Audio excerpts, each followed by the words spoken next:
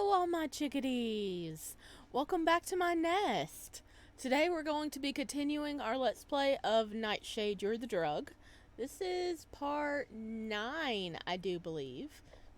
If you haven't seen the other parts, I suggest you hop on over to my channel and check it out. They have their own playlist. And my goodness, things start getting interesting in the last part.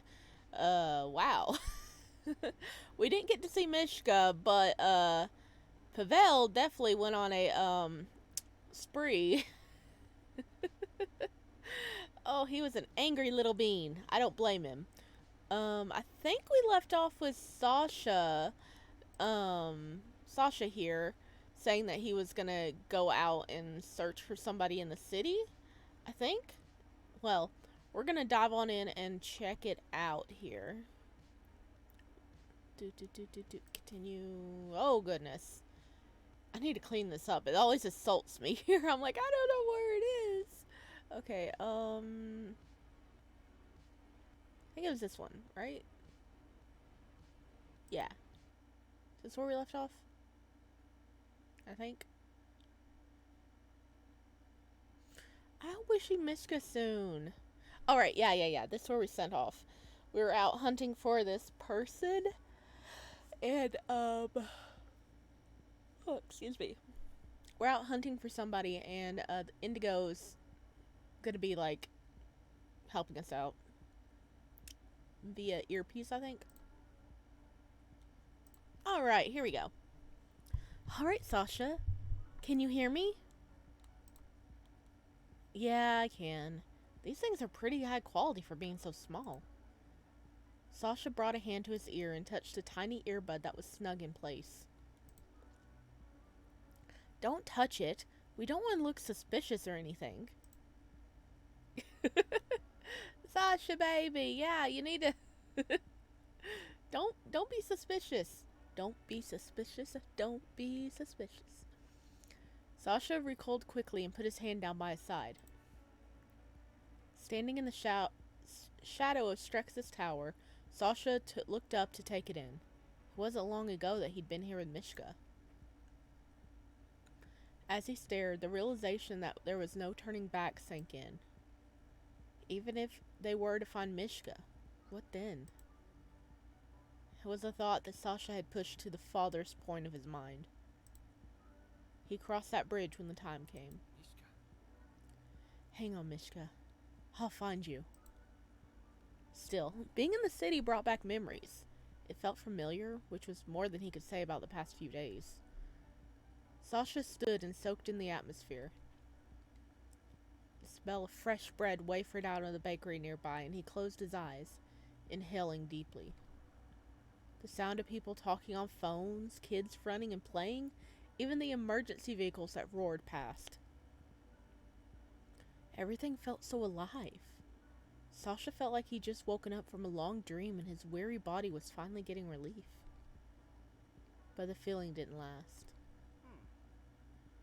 Alright, so remind me what we should be looking for? Well, Natalie would never live in an apartment. At least nothing above the second floor. She's a huge penny pincher, a total bloodhound for coupons. She wouldn't live somewhere this expensive. Oh, she has a bike with a pink pretty kitty sticker on it. Indigo, I need more to go on than that. I know. I'm just feeling a little frazzled right now. Yeah, one of the people just died. Oh goodness, I already forgot his name. But it was one of the, members that was so excited to go out on a mission, and apparently he got caught and killed. Are you okay? No. Not really, but staying busy helps. Okay, well, if Natalie wouldn't live around here, we better head to the bus stop. I'm not gonna pry. Yesterday was hard. That's a good place to start. Sasha glanced around and eyed the passerby-buyers as they went by their normal business. The subway is pretty backed up around this time, and I don't want people thinking I'm talking to myself. Sasha started in the in the direction of the closest bus stop. He hurried across the street. He lifted one hand to shield his brows from the sun as he looked around for the right bus line. Oh, hello! It's the cowboy boy! It's the yeah! He was in the alley when we were running with Sasha, wasn't he? Like, because we turned a dead end, there was people there, then we turned around and ran the other way. That was where he was, right? I'm pretty sure. I'm not crazy. Okay, I am crazy, but... Against a light-up ad at the bus stop's bench, a tall figure leaned against the fiberglass. They were adorned in bright, vibrant neons and a large-brimmed hat. Sasha slowed, his gaze narrowing on the figure. I've seen them around the city before. Oh, that's Neo. They're one of our informants. They're sure to have some kind of info about Natalie. Oh! Hello, we're working for the same team, buddy. Neo, that's a cool name. Well, he's definitely, like, neon. He stands out. They kind of know everything. It's a little scary. Sasha took a deep breath and started towards the neon cowboy. Wait, Sasha! Sasha stopped in his tracks and spun around, looking deflated. What is it? I was so close. Do you have any money on your C-card? They're kind of freelance, if that makes sense. Sasha's arms crossed over his chest, back still to the stranger. Why didn't you... Okay, I don't have any money. Just give it a shot. Worst they can do is turn you down. Sasha groaned and turned back around. The bright stranger tilted their hat up just enough to settle their eyes on Sasha. Hey. Hey there, looking for something? Oh my god, they're so cute. Sasha inhaled slowly through his nose and put on the most convincing smile he could, doing his best to ignore the voice in his ear. He uncrossed his arms and sunk both hands into his pockets. Maybe. I heard you might know a thing or two about where I might be able to find someone. This friend of yours got a name? Natalie. I'm looking for her. Do you know where she is or not? Now, that's a name I hadn't heard in a hot minute. Yeah, I might have seen her here somewhere in the city. Now, what do you have for me? They don't seem to be wanting to work pro bono for this one. What about an IOU? Staring at Sasha with an amusement and a skeptical grin, the stranger chuckled and tipped their hat. Everything comes at a price. And love, your reputation is at $0 right now. So, what do you have that I want? Well, how do I know you have what I want? A bit cocky, aren't you? Alright, listen. I never met you, but I know exactly who you are. Nothing happens in the city without me knowing. Okay, fine. What about, Dima? You know him, right? Careful, Sasha. In mild surprise, the vibrantly dressed stranger leaned back and smirked, hands on their hips. The shadow from their hat kept their eyes shielded from the sun. That was a nice little cackle. Oh boy, you drive a hard bargain with that name. He'll owe me, will he? How do I know your IOU's legit? Sasha, you can't promise that. You said you know me, right? Because if so, you'll know I'm a nobody. Sasha fished into his pocket and pulled out a C-card. He walked over to the ticket machine lying in the wall and scanned the card. Immediately, all routes appeared on the screen, including two that even Sasha hadn't seen before. No matter how many routes Sasha selected, there was no charge listed. Neo's hand raised and rubbed their jaw with a smile. How does a nobody get clearance like that? Dima updated my card himself. Is that proof enough for your IOU? Oh, now he's got some spice to him, does he? Alright, boy, you got a deal. Sasha shook Neo's outstretched hand with a smirk. Did we make a deal with the devil here? Because, she's in Indigo's in her ear like, careful, Sasha, you can't do this. You can't do this. And Sasha's like, watch me. She's been spotted in a bar on the south side of the city. This real dive. There's a 24-hour laundromat across the street. That's a little vague, don't you think? So is the promise of an IOU. You can figure it out from there. Thanks. Oh, and Sasha? The hair on the back of Sasha's neck stood on end. Make sure you deliver on that IOU. You don't want to be on my bad side. Neo said this with a smile as wide and harmless as the one before it. Neo tipped their hat to Sasha a final time and resumed leaning against the fiberglass behind him. Sasha stepped off away before speaking in a hushed tone. Indigo? You still there? Did you get all that? Yep. Checking routes now. The 12 should get me there. Looks like you'll be taking the 12. There's one leaving now if you catch it. Hey, he was right. He boarded the bus just in time and quickly moved to the seat near the back. He stared out the window, fingers running over his phone screen. South side, huh? Oh, that's right. Hey, Indigo, I'm gonna text a friend of mine to help. They know the south side. Okay. Be careful. I'll be here. Is it the girl that gave us a ride? He glanced down at his phone and unlocked the screen. Yes, it is! It's Arisha! Hey, heading to the south side. You busy? Nah, I'm free. You coming to see me? I'm out on business. Want to join? Could use your brain. There's something I want to talk about too, if that's cool. You know, tell her about Mishka being frickin' kidnapped and possibly very injured or dead. Yeah. And that we're working with this drug company even more than we were before. And we're in hot water and we now owe a neon cowboy. Yeah, we got a couple things to talk about. I got nothing better to do, to be honest. Where do you want to meet? I'm taking the 12 to the transit center. Meet me there? The 12? You coming from the tower? Yeah, I'll catch up when I get there. A sense of relief washed over him, knowing a friend would be waiting when he got off the bus. He wasn't in this alone. That's definitely the one that gave Sasha a ride at like the beginning of the the game, wasn't it?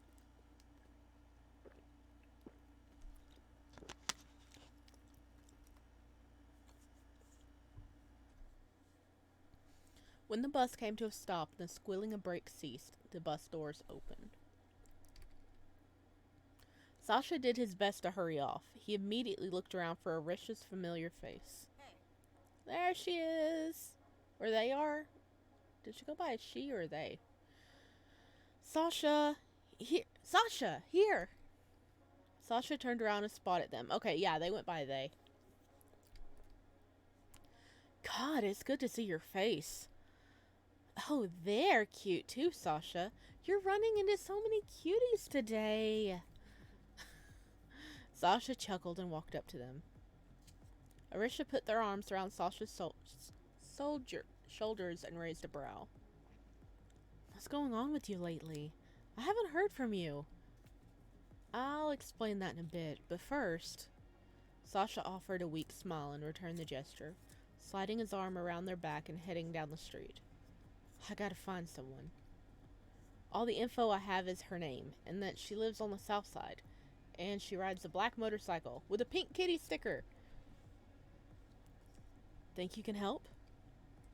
Tell them she's mega hot too. Indigo. Indigo, sweetie. Sasha closed his eyes for a moment before turning back to Arisha. Damn. That's not a lot at all. Okay, so, what's the name? Natalie. Arisha stopped walking at that. Moment, their arm falling from Sasha's side. Seriously? No joke? What? What is it?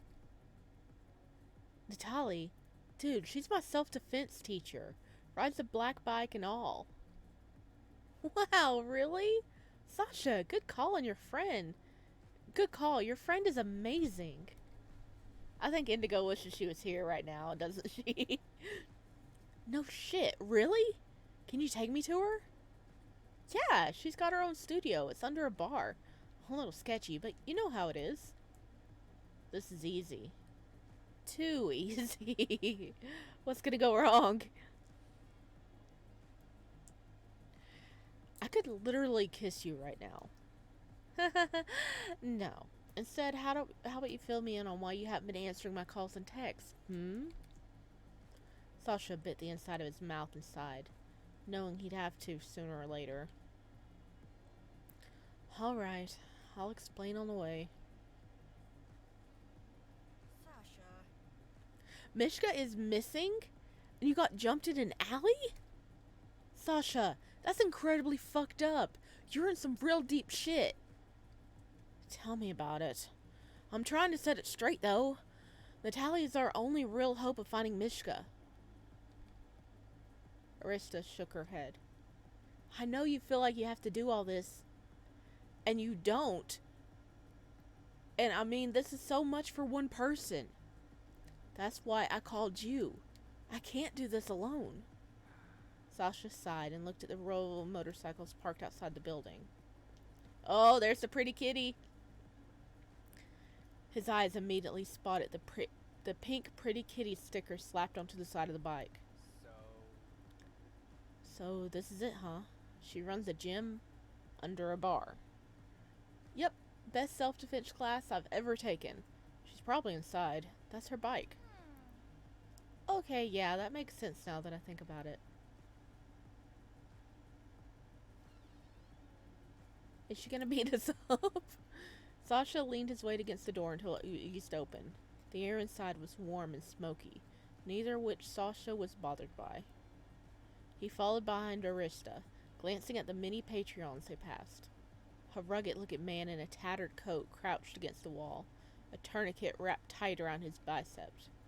The woman next to him was in the middle of wrapping a tourniquet around her own arm, while her friend beside her flicked at a filled syringe. Oh, they getting drugs. Ari, is it okay for them to be shooting up, like, right here? Sasha blinked in surprise, his voice barely a whisper. Arsha took a deep breath and guided Sasha towards a hallway. It's better if they do it here.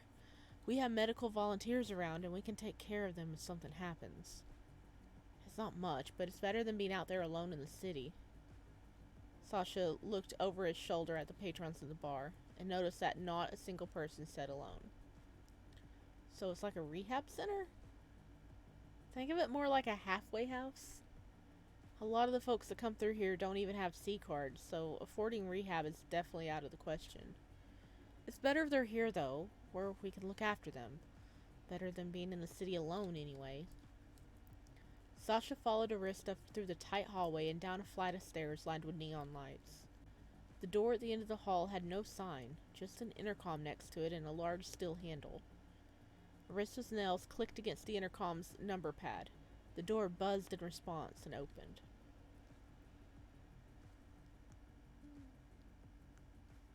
Arista moved towards the handle. Sasha grabbed it and stepped inside. It was a quiet, with the exception of a distant radio playing. Rapid footsteps. Wait, no, paw steps approached. The jingle of a collar was loud and clear. Uh-oh. Sasha, look at... A dog the size of a bear flew through the air and crashed into Sasha's body. Meatball! Tail wagging furiously behind him, the beast knocked Sasha to the ground and stood over him, panting.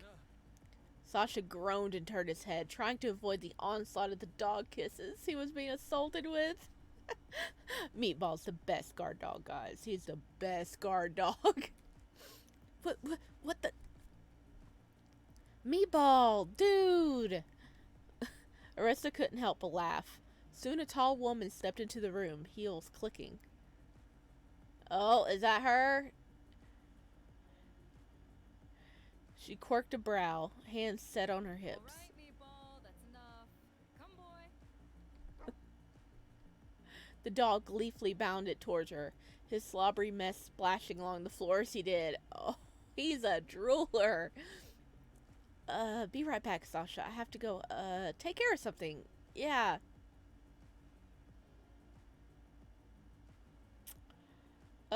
You find her really hot, don't you, Indigo? Are you stepping away to splash cold water on your face or, something else, girl? Huh?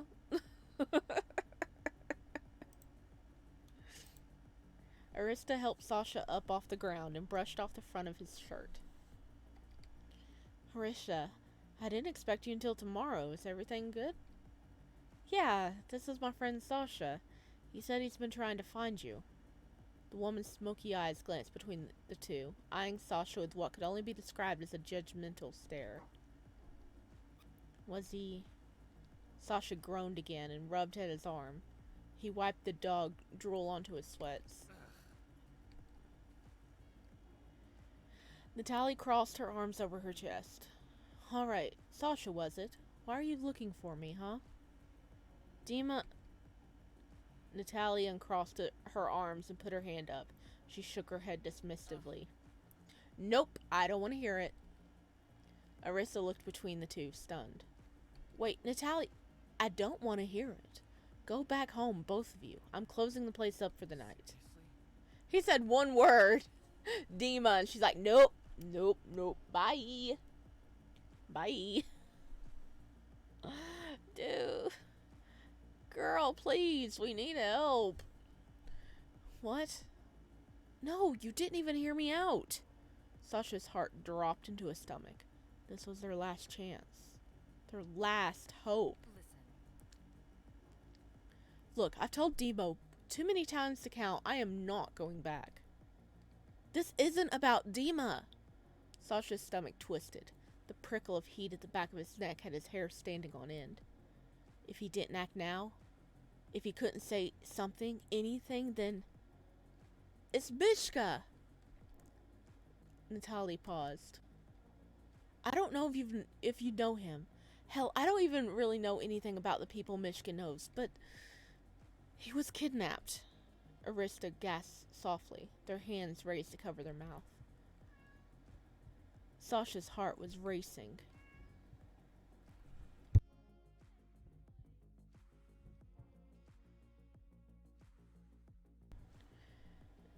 And yeah, Dima sent me.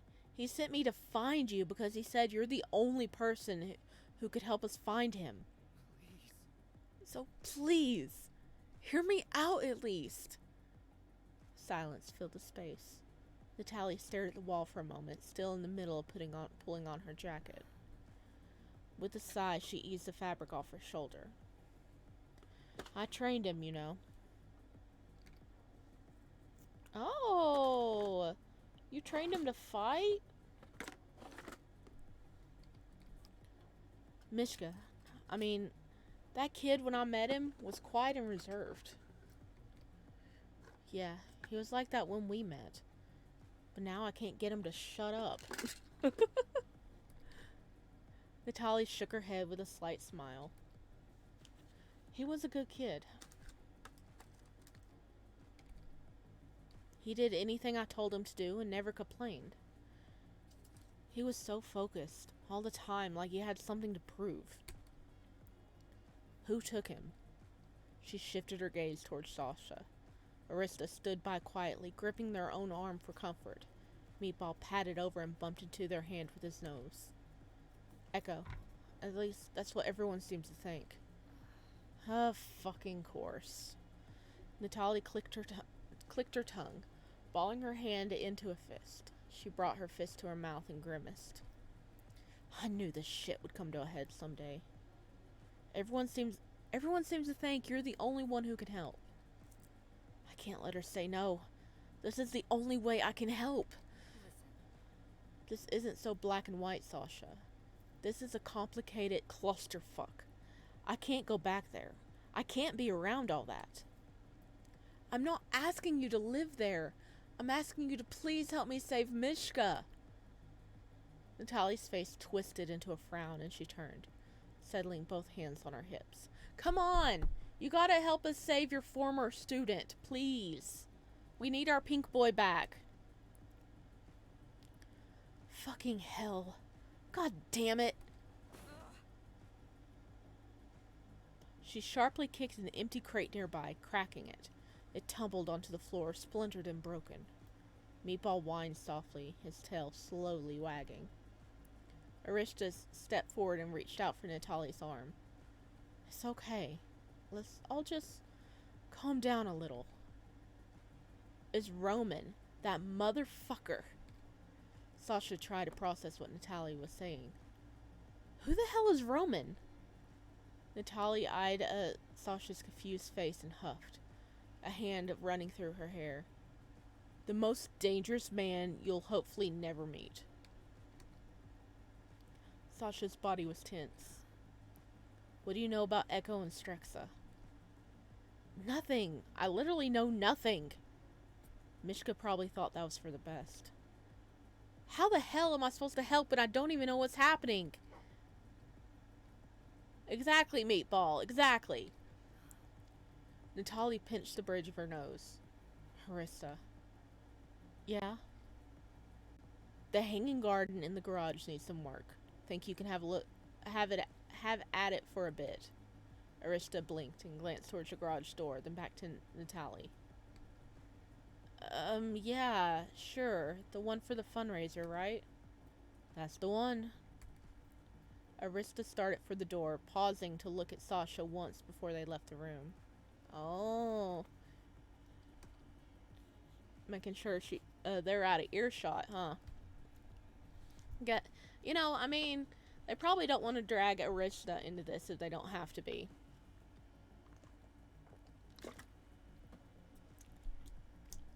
Meatball eased up from his spot on the couch and followed Arista to the garage. You gonna come help me? He gonna be a helpful pupper. Once they were gone, Natalie looked at Sasha and motioned to the couch. Sit. Sasha blinked and reluctantly sat down. Okay. Taking a seat, Sasha watched as Natalie dragged a stool over. Fundraiser? Yeah, Ari and I are trying to start some community projects with our non-profit, but since we aren't a big business, we need fundraisers. Sasha rubbed his thumb against his wrist.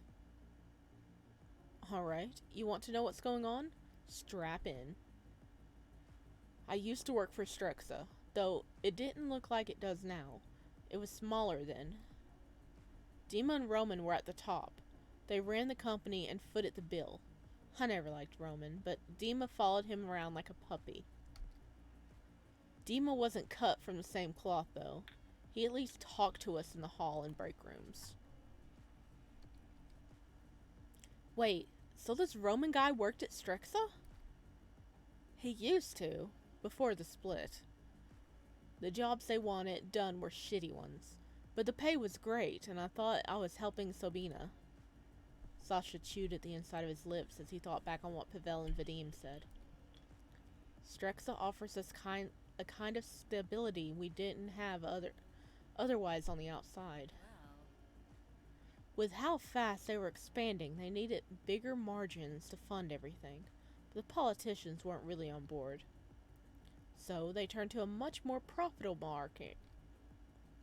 Drugs. That's right. Bingo, you're catching on. I get it, though. I had to start dealing just to afford my rent. Yeah, well, it was Roman's idea. Natalie leaned her elbows on her thighs, fingers crossed against her lips. So, of course, Strexa grew tenfold. But it grew at the expense of its people. The city was hooked, and we now have a real addiction problem. Sounds like it was kind of inevitable. It was. And being around it all the time at Strexa was terrible for my own recovery. Sasha's eyes widened at that statement. If I didn't have her, I don't think I would have recovered. Her? Sasha watched Natalia's expression soften as she stared at the ground.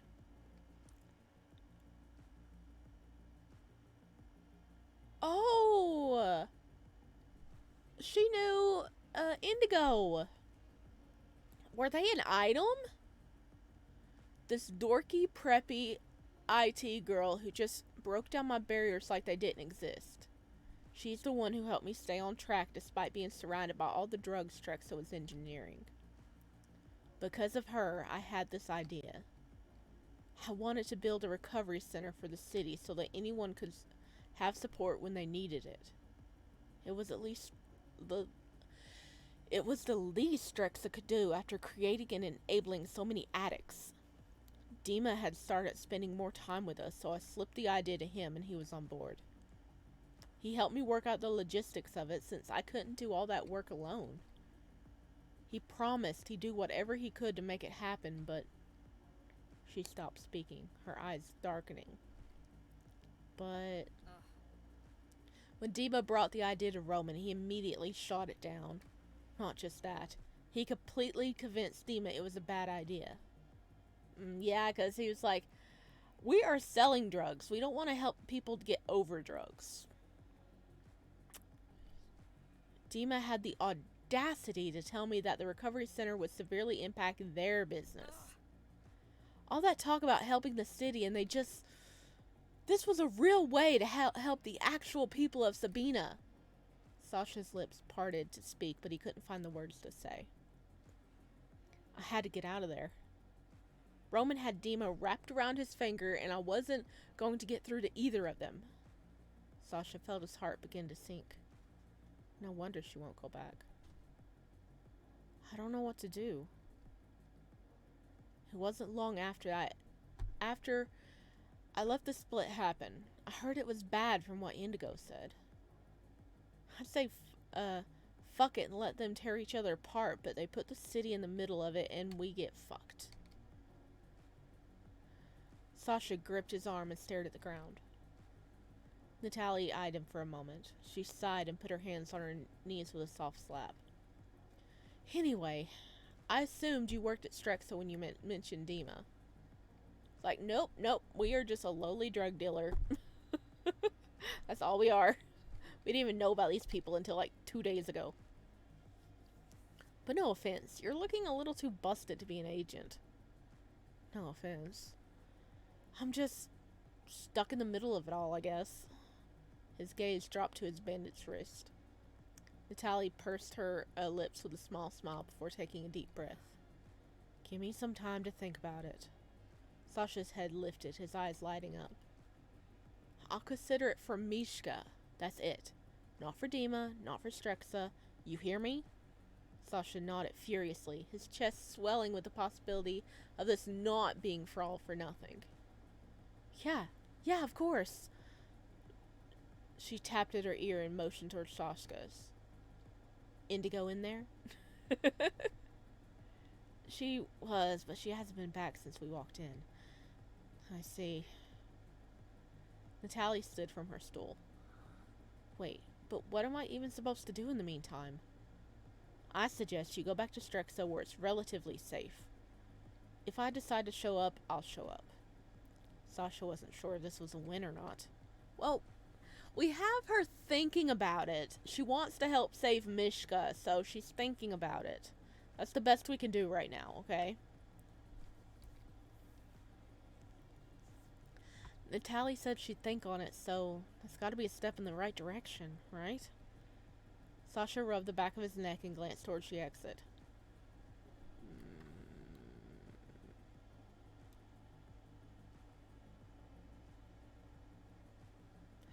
Wait, Dima doesn't know we left, does he? Wait, does he? I know he stalked out and then we went after him. Well, he does know, okay. Go back to Strexa with Arisha.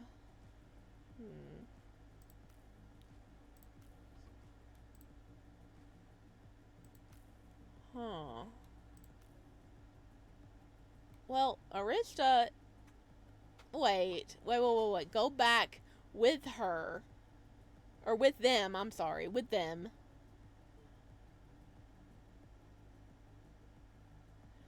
But we don't want to drag them into this. Let's call Dima. Arista walked out of the office, a clipboard checklist in hand. Meatball was right on their heels. Hey, Natalie. Sasha, are you cool with me grabbing Natalie for a sec? We were just finishing up anyway. It's cool. Were you thinking of hanging around? I was, if that's okay. Are you able to grab a ride from someone? See, it worked out. It worked out. Oh, I guess the other option would be like, hey, yo, we gotta go. Can you give me a ride all the way back to Strexa Tower? Thank you. So, yeah, I like this option better. Guess it can't be helped. Yeah, I'll figure it out. Are you sure? Like, super sure? Yeah, I'm good. Alright. Take care of yourself, okay? I'm just one phone call away if you need anything. Thanks, Ari. Natalie opened the office door and motioned for Arista to follow her. Sasha, I can call you a taxi if you need.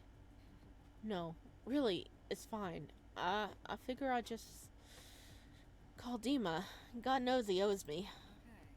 Okay. Alright, well, the front door there will auto-lock when you leave, so make sure he's out front before you do. And, Sasha? Don't let him in my gym. Thanks. Don't let him in my gym. Thanks.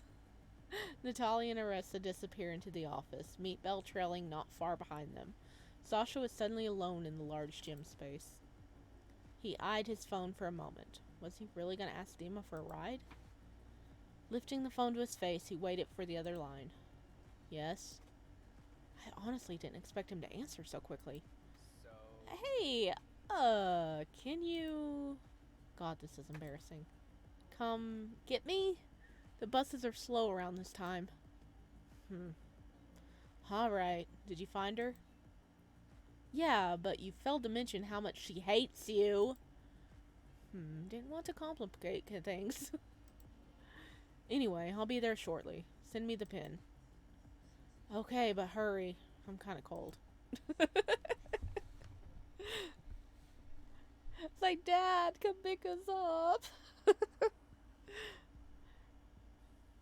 Dude, why are you waiting outside?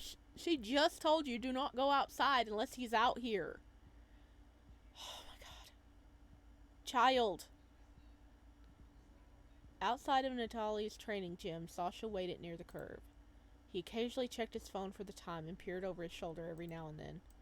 After everything that happened, he wanted to be cautious. Then you should have been waiting in the gym until he arrived, like she suggested. Sasha, I swear if you get kidnapped. The sound of items clattering around blurred in his single earbud and startled him.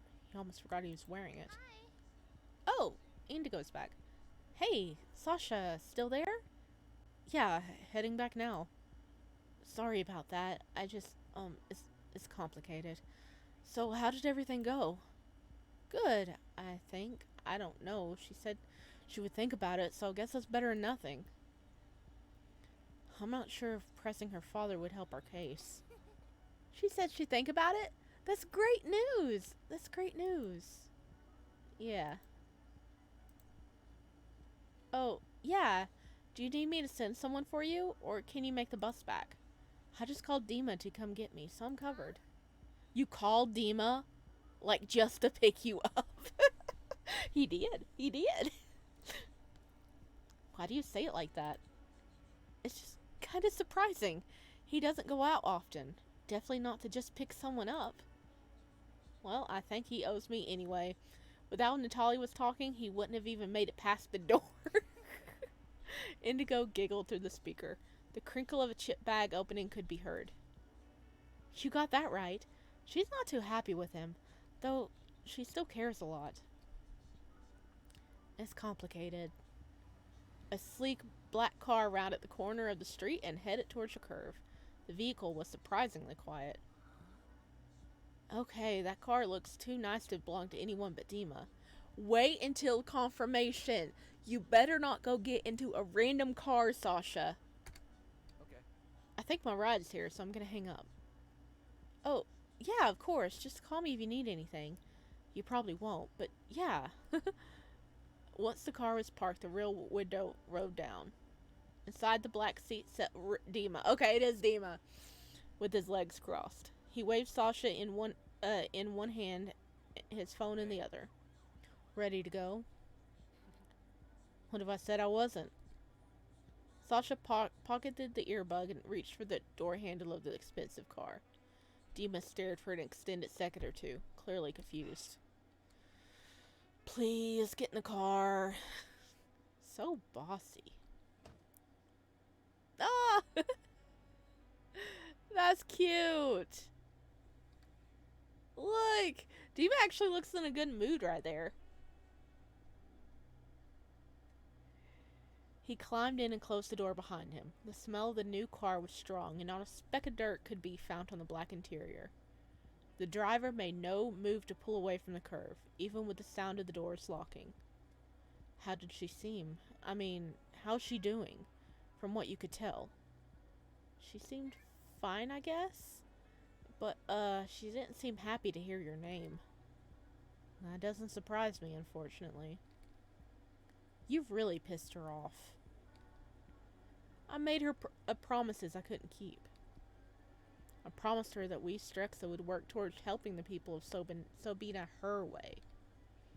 I promised we'd try our best.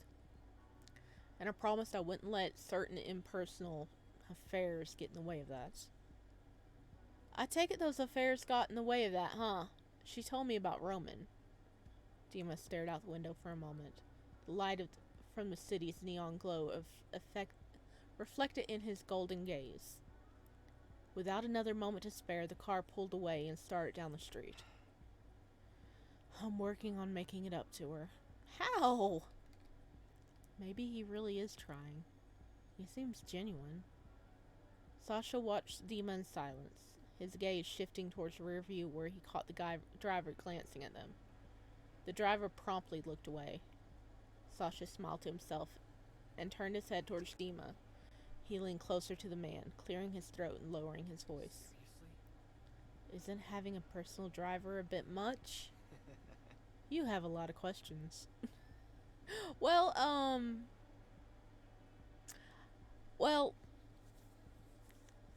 isn't he like one of the head honchos? And also, he has an eye patch. He has some vision impairment going on, okay? His depth of field isn't that good anymore. He shouldn't be driving. I just want to know why you'd have a fancy car you can't drive. I can drive. I simply choose not to.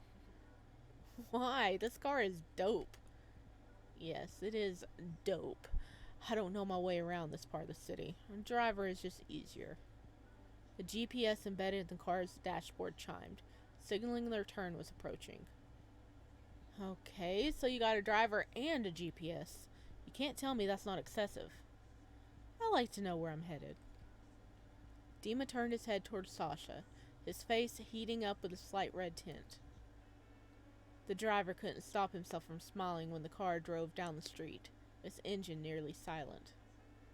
I'm just saying, I get around fine and I don't have a car. Well, you grew up in downtown, right? I did not.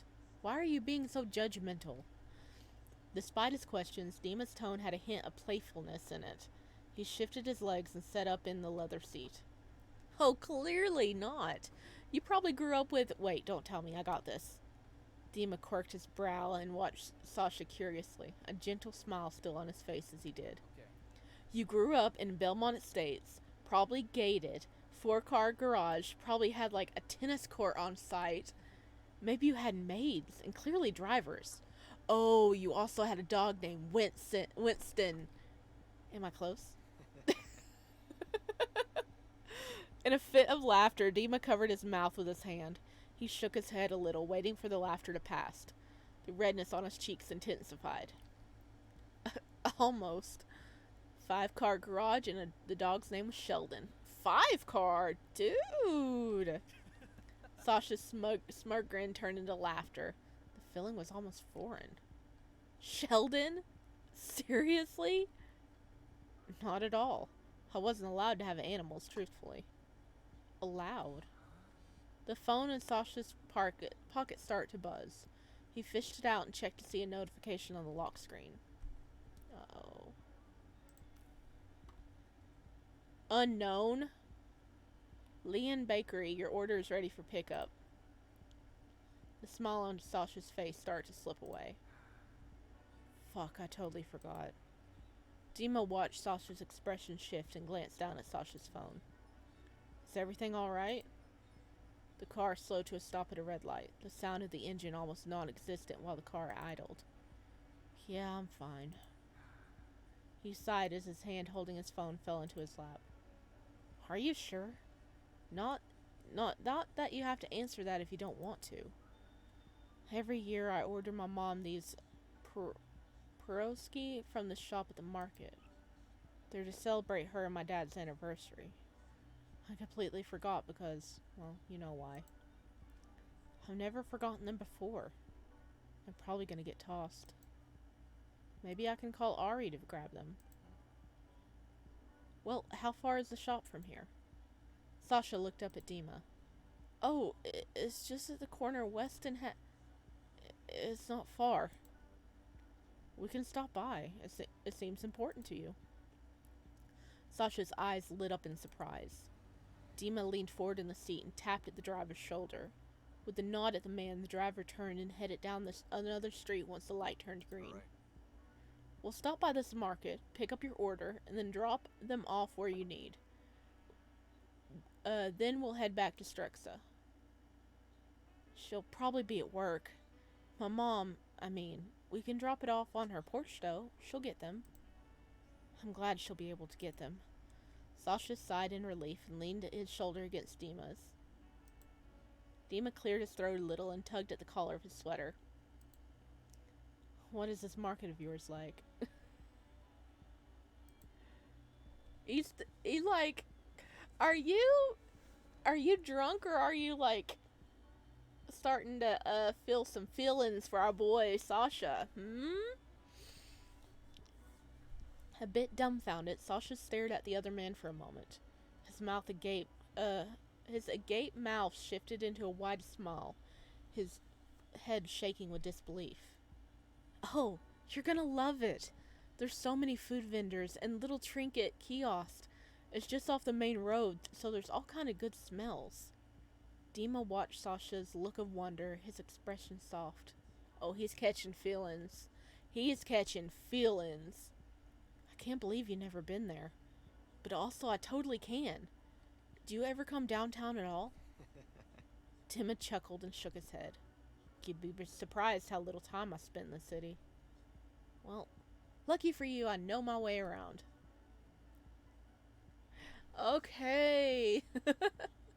We're on a shopping trip with Dima now. Okay, we're gonna be ending it here. Oh wow, he's definitely catching feelings, ain't he? He is definitely catching feelings for our boy.